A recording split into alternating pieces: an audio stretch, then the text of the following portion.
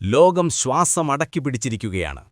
പശ്ചിമേഷ്യയുടെ ഭൂപടം സ്വന്തം ഇഷ്ടപ്രകാരം മാറ്റിവരയ്ക്കാൻ വൈറ്റ് ഹൗസിലിരുന്ന് ഡൊണാൾഡ് ട്രംപ് ഉത്തരവിടുമ്പോൾ, മറുഭാഗത്ത് ചരിത്രമിതുവരെ കാണാത്ത പ്രതിരോധ കോട്ടകൾ തീർക്കുകയാണ് ഇറാൻ.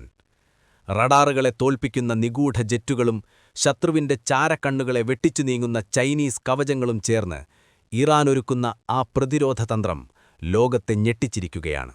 ഇത് വെറുമൊരു സൈനിക നീക്കമല്ല, ഇത് ആത്മവീര്യവും അത്യാധുനിക സാങ്കേതികവിദ്യയും തമ്മിലുള്ള പോരാട്ടമാണ്. ട്രംപിന്റെ ഭീഷണികൾക്ക് മുന്നിൽ പതറാത്ത ഖമേനിയുടെ ആത്മവിശ്വാസവും അമേരിക്കൻ താവളങ്ങളെ വിറപ്പിക്കുന്ന ഇറാന്റെ മിസൈൽ കരുത്തും ഇന്ന് പശ്ചിമേഷ്യയെ ഒരഗ്നിപർവ്വതമാക്കി മാറ്റിയിരിക്കുന്നു.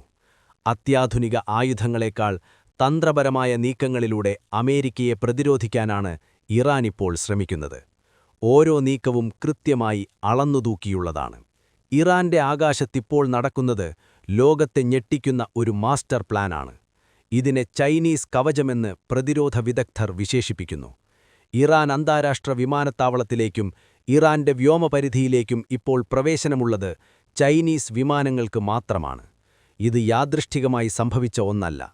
അമേരിക്കയുടെ വ്യോമ ആക്രമണ ഭീഷണി ഏറ്റവും ഉയർന്നു നിൽക്കുന്ന ഘട്ടത്തിൽ ചൈനയുമായുള്ള തങ്ങളുടെ ആഴത്തിലുള്ള നയതന്ത്ര ബന്ധത്തെ ഇറാൻ ഒരു രക്ഷാകവചമായി ഉപയോഗിക്കുകയാണ്. ചൈനീസ് വിമാനങ്ങൾ സഞ്ചരിക്കുന്ന പാതയിലൂടെയോ അവയുടെ സാന്നിധ്യമുള്ള മേഖലയിലൂടെയോ ഒരു മിസൈൽ തൊടുക്കാൻ അമേരിക്കൻ സേന മുതിരില്ലെന്ന് ഇറാൻ കൃത്യമായി കണക്കുകൂട്ടുന്നു. ചൈനയുമായി നേരിട്ടൊരു യുദ്ധത്തിലേക്ക് പോകാൻ അമേരിക്ക ആഗ്രഹിക്കില്ല എന്ന യാഥാർത്ഥ്യം ഇറാൻ ഇവിടെ ബുദ്ധിപൂർവം പ്രയോഗിക്കുന്നു. യുദ്ധമോഹിയായ ട്രംപിന്റെ നീക്കങ്ങൾക്കുമേൽ ഇറാൻ നടത്തുന്ന ആദ്യത്തെ വലിയ നയതന്ത്ര പ്രഹരമാണിത്.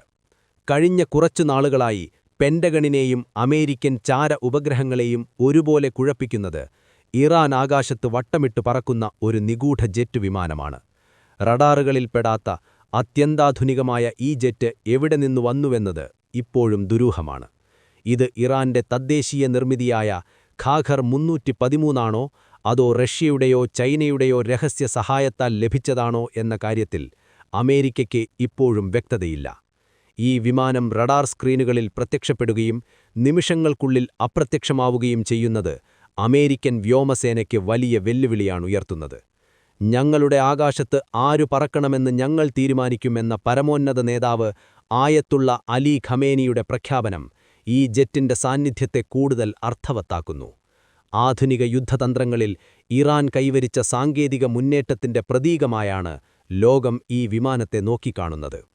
അമേരിക്കൻ പ്രസിഡന്റ് ട്രംപ് ഇറാനെതിരെ യുദ്ധകാഹളം മുഴക്കുന്നത് തന്റെ രാഷ്ട്രീയ പ്രതിച്ഛയ വർദ്ധിപ്പിക്കാനാണെന്ന ആക്ഷേപം ലോകമെമ്പാടും ഉയരുന്നുണ്ട്. എന്നാൽ ഇതിനെ ഒരു ജനതയുടെ പരമാധികാരത്തിനു മേലുള്ള കടന്നുകയറ്റമായാണ് ആയത്തുള്ള അലി ഖമേനി കാണുന്നത്.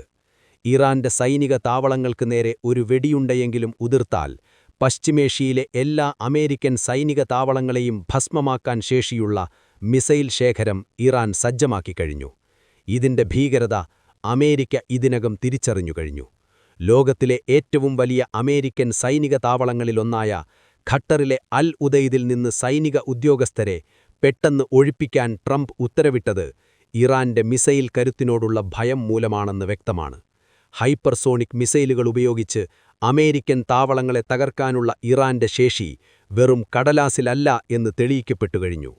ഇറാന്റെ ആഭ്യന്തര രാഷ്ട്രീയത്തിൽ ചില പ്രതിഷേധങ്ങൾ നിലനിൽക്കുന്നുണ്ടെങ്കിലും ഒരു വിദേശശക്തി തങ്ങളുടെ മണ്ണിലേക്ക് കടന്നുകയറാൻ ശ്രമിക്കുമ്പോൾ ആ ജനത ഭിന്നതകൾ മറന്ന് ഒന്നിക്കുകയാണ്. ഇതിന്റെ പ്രതിഫലനം ഇറാനിൽ മാത്രമല്ല, അതിർത്തികൾക്കപ്പുറം ഇന്ത്യയിലെ ലഡാക്കിലും കാർഗിലും വരെ നാം കണ്ടു. ഇറാന് പിന്തുണ പ്രഖ്യാപിച്ചുകൊണ്ട് നടന്ന കൂറ്റൻ റാലികൾ ഇറാന്റെ ആത്മീയവും രാഷ്ട്രീയവുമായ സ്വാധീനം എത്രത്തോളമുണ്ടെന്ന് വ്യക്തമാക്കുന്നു.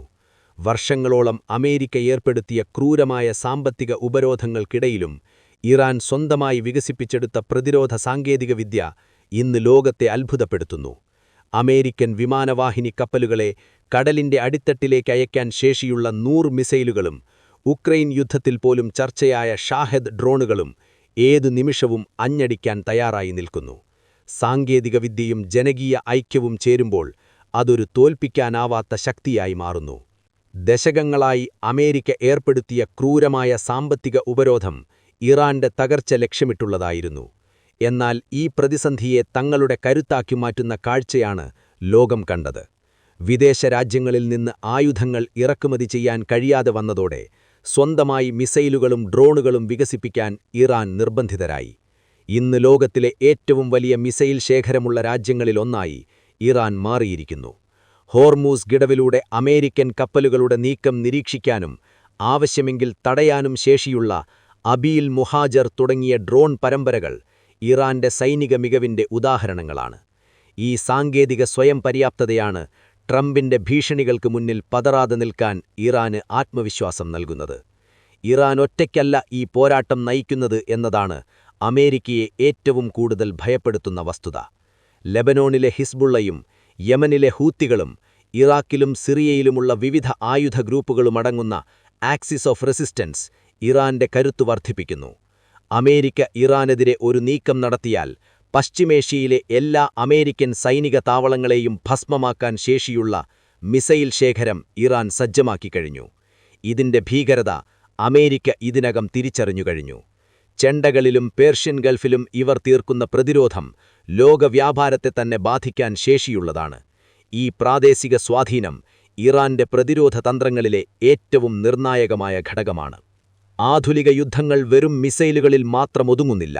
അത് വിവരസാങ്കേതിക വിദ്യയുടെയും മനഃശാസ്ത്രത്തിന്റെയും കൂടി പോരാട്ടമാണ്. ഇറാൻ ആകാശത്ത് വട്ടമിട്ട് പറക്കുന്ന നിഗൂഢ ജെറ്റ് വിമാനം ഒരു സൈക്കോളജിക്കൽ വാർഫെയറിന്റെ ഭാഗമാണ്. തങ്ങൾക്കു പക്കൽ അമേരിക്കയ്ക്ക് പോലും അറിവില്ലാത്ത ആയുധങ്ങളുണ്ടെന്ന സന്ദേശം നൽകുന്നതിലൂടെ ശത്രുവിന്റെ ആത്മവീര്യം തകർക്കുകയാണ് ഇറാൻ. അമേരിക്കൻ റഡാറുകളെ ജാം ചെയ്യാനും വിവരങ്ങൾ ചോർത്താനും ശേഷിയുള്ള ഇലക്ട്രോണിക് വാർഫെയർ സിസ്റ്റങ്ങൾ ഇറാൻ അതിർത്തികളിൽ വിന്യസിച്ചു കഴിഞ്ഞു. തങ്ങളുടെ വ്യോമപരിധിയിൽ പ്രവേശിക്കുന്ന ഏതൊരു ശത്രുവിമാനത്തെയും സെക്കൻഡുകൾക്കുള്ളിൽ തിരിച്ചറിയാനും തകർക്കാനും ശേഷിയുള്ള ബാവാർ 373 എന്ന പ്രതിരോധ സംവിധാനം അമേരിക്കൻ F-35 വിമാനങ്ങൾക്ക് പോലും വെല്ലുവിളിയാണ്.